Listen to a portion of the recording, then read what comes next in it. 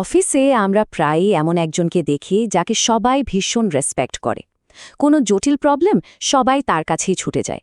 কাজের ক্ষেত্রে তিনি এক কথায় ব্রিলিয়ান্ট। কিন্তু সমস্যাটা শুরু হয় অন্য জায়গায়। যখনই আমরা তার লিঙ্কডইন প্রোফাইলটা ওপেন করি, মনে হয় এটা কার প্রোফাইল? একদম ফাঁকা, সাধারণ, কোনো কনটেক্সট নেই।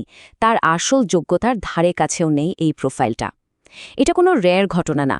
আমাদের কর্পোরেট দুনিয়ায় অনেক টপ টিয়ার প্রফেশনালদের এটাই প্রতিদিনের রিয়ালিটি। আজকের এই বিশ্লেষণে আমরা ঠিক এই বিষয়টা নিয়ে কথা বলবো। কেন দারুণ কেপাগল আর স্মার্ট হওয়ার সত্ত্বেও ডিজিটাল প্ল্যাটফর্মে অনেককে একদমই উইক দেখায়। তো মূল প্রশ্নটা এখানেই, কেন এমনটা হচ্ছে? একজন মানুষ যিনি তার কাজে এতটা ব্রিলিয়ান্ট, তিনি কেন তার প্রফেশনাল প্রোফাইলটা গুছিয়ে রাখতে পারছেন না? এর পেছনের কারণটা বুঝতে হলে প্রথমেই আমাদের একটা বিষয় ক্লিয়ার হতে হবে।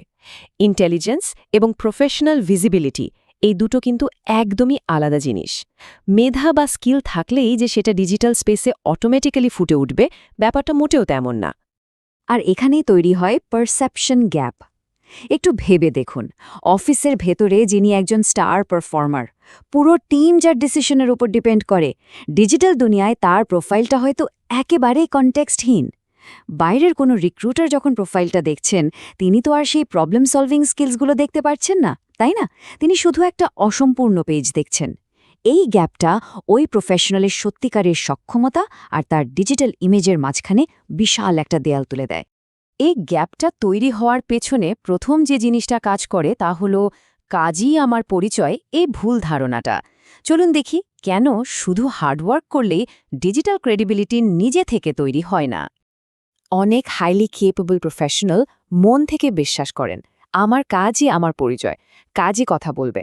অফিসের ভেতরে এই ফিলসফিটা দারুণ কাজ করে, কারণ সেখানে কলিগরা প্রতিদিন তাদের ডেডিকেশন নিজের চোখে দেখছেন। কিন্তু লিঙ্কডইনে যিনি প্রোফাইলটা স্ক্রোল করছেন, তিনি তো আর প্রতিদিনের কাজের সাক্ষী না।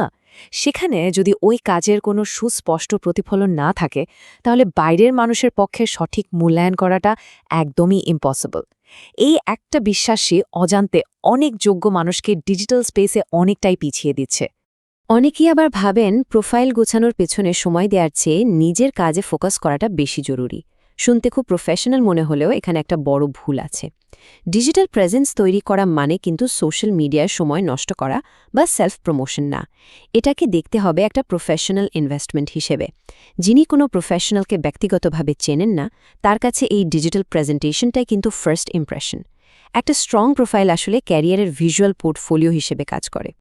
দ্বিতীয় যে পয়েন্টটা নিয়ে কথা বলবো সেটা হলো নিজের বড় কাজকেও একদম সাধারণ মনে করা। এটা স্মার্ট প্রফেশনালদের জন্য খুব কমন একটা আন্ডারভ্যালুয়েশন ট্র্যাপ। হাইলি কেপেবল মানুষদের মধ্যে খুব ইন্টারেস্টিং একটা সাইকোলজিক্যাল প্যাটার্ন দেখা যায়। তারা নিজেদের কাজগুলোকে এতটা নর্মাল মনে করেন যে সেটা আলাদা করে বলার মতো কিছু মনেই হয় না। ধরুন, একজন এক্সপিরিয়েন্সড ফিন্যান্স প্রফেশনাল প্রতিদিন দারুণ সব জটিল ফিন্যান্সিয়াল অ্যানালাইসিস এক্সিকিউট করছেন, কিংবা একজন লজিস্টিক্স ম্যানেজার পুরো দেশের সাপ্লাই চেন একদম নিখুঁতভাবে হ্যান্ডেল করছেন। কিন্তু দিন শেষে যখন তারা প্রোফাইল আপডেট করতে বসেন, তখন ভাবেন এটা তো আমার প্রতিদিনের রুটিন কাজ, এটা তো সবাই করে, এটা নিয়ে আর কি লিখব। আর ঠিক এই মানসিকতার কারণেই তাদের প্রোফাইলটা ফাঁকা থেকে যায়, যেখানে তাদের আসল ক্যাপাবিলিটির কোনো ছোঁয়াই থাকে না।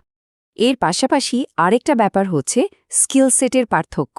নিজের কাজে স্মার্ট হওয়ার মানে এই না যে নিজেকে প্রেজেন্ট করার ক্ষেত্রেও সবাই সমানভাবে স্বাচ্ছন্দ্য বোধ করবেন। অনেকেই প্র্যাকটিক্যাল কাজে অসাধারণ, কিন্তু যখনই সেটাকে লিখে প্রকাশ করতে হয় তখন তারা আটকে যান। ঠিক কী লিখতে হবে, কতটুকু ডিটেলে যেতে হবে, টোনটা কেমন হবে, এই কনফিউশনগুলো কাজ করে। আর এই দ্বিধা থেকেই শেষ পর্যন্ত কিছুই লেখা হয় না, বছরের পর বছর প্রোফাইলটা দুর্বলই থেকে যায়। আমাদের তৃতীয় পয়েন্টটা হলো অফিস রেপুটেশন আর ডিজিটাল রেপুটেশনের মধ্যকার পার্থক্য। দুইটা সম্পূর্ণ আলাদা পরিবেশ, তাই স্ট্র্যাটেজিও হতে হবে একদম আলাদা। রেপুটেশন আসলে কিভাবে কাজ করে সেটা বোঝা খুব জরুরি। অফিসের রেপুটেশন তৈরি হয় খুব ন্যাচারালি। দিনের পর দিন কাজ করা, মিটিংয়ে কথা বলা, প্রজেক্ট ডেলিভার করা, এগুলোর মাধ্যমে কলিগদের কাছে একটা শক্ত অবস্থান এমনিতেই তৈরি হয়ে যায়। কিন্তু লিঙ্কডইনে ব্যাপারটা অটোম্যাটিক না। সেখানে সম্পূর্ণ নতুন এবং অপরিচিত একটা অডিয়েন্সের সামনে অত্যন্ত সচেতনভাবে নিজেকে প্রেজেন্ট করতে হয়, কারণ একজন নতুন রিক্রুটারের কাছে এই ডিজিটাল প্রোফাইলটাই কিন্তু একজন প্রফেশনালের একমাত্র আইডেন্টিটি। চতুর্থ এবং শেষ পয়েন্ট, ভিজিবিলিটি থেকে মূলত সুযোগ তৈরি হয়। চলুন দেখি বাইরের দুনিয়ায় আসলে কিভাবে সিদ্ধান্ত নেওয়া হয়। ডিজিটাল প্রেজেন্টেশন কেন এতটা ক্রুশিয়াল সেটা বুঝতে হলে প্রফেশনাল মার্কেটের বাস্তবতাটা একটু মানতে হবে। প্রসেসটা খুব সিম্পল। হেডহান্টাররা যখন কোনো সিনিয়র পজিশনের জন্য মানুষ খোঁজেন, তারা প্রথমেই ডিজিটাল প্রোফাইল সার্চ করেন। এরপর ডিসিশন মেকাররা সেখানে থাকা তথ্যের ভিত্তিতে ক্যান্ডিডেটদের মূল্যায়ন করেন। এই পর্যায়ে কিন্তু তাদের পক্ষে কারও আসল কাজের মান বা মেধা সরাসরি দেখার কোনো সুযোগ থাকে না। তারা জাস্ট সেটাই দেখেন যা প্রেজেন্ট করা হয়েছে। ফলে অনেক সময় দেখা যায় যিনি হয়তো তুলনামূলকভাবে কম যোগ্য কিন্তু তার প্রোফাইলটা দারুণভাবে গোছানো, তিনিই সুযোগটা পেয়ে যান। অদৃশ্য যোগ্যতার চেয়ে ভিজিবল প্রেজেন্টেশনই এখানে জিতে যায়। শুনতে আনফেয়ার লাগলেও এটাই আমাদের প্রফেশনাল দুনিয়ার বাস্তবতা। সব মিলিয়ে মূল মেসেজটা হলো মেধা, কাজের অভিজ্ঞতা আর স্মার্টনেস এগুলো একজন প্রফেশনালের সবচেয়ে বড় অ্যাসেট। এই অ্যাসেটগুলোকে শুধু অফিসের চার দেয়ালের মাঝে আটকে না রেখে একটা গোছানো ডিজিটাল ফরম্যাটে নিয়ে আসা উচিত। সত্যিকারের স্কিল থাকলে সেটা ডিজিটাল স্পেসেও স্পষ্টভাবে ফুটে ওঠা দরকার। তা না হলে সঠিক সময়ে সঠিক সুযোগগুলো কিন্তু হাতছাড়া হয়ে যেতে পারে। পরবর্তী বড় সুযোগটি যখন আসবে, তখন কি ডিজিটাল প্রোফাইলটি সবচেয়ে বড় শক্তি হিসেবে কাজ করবে নাকি সবচেয়ে বড় বাধা হয়ে দাঁড়াবে? ডিজিটাল প্রেজেন্স যেন আসল এক্সপিরিয়েন্স এবং সিনিয়রিটিকে সঠিকভাবে রিফ্লেক্ট করতে পারে, সেদিকে নজর দেওয়াটা এখন সত্যিই আবশ্যক। প্রফেশনাল ক্রেডিবিলিটি, লিঙ্কডইন প্রেজেন্স এবং ক্যারিয়ার পজিশনিং নিয়ে এমন আরও ইনসাইট পেতে সাবস্ক্রাইব করে আমাদের সাথে থাকুন। এছাড়াও প্রফেশনালদের একটি শক্তিশালী ডিজিটাল রেপুটেশন তৈরি করতে আমরা কিভাবে সাহায্য করি তা বিস্তারিত জানতে ক্যারিয়ার অ্যাক্সেলারেটর বাংলাদেশ বা CAB এর ওয়েবসাইট ভিজিট করতে পারেন। সবার প্রফেশনাল জার্নি সফল হোক।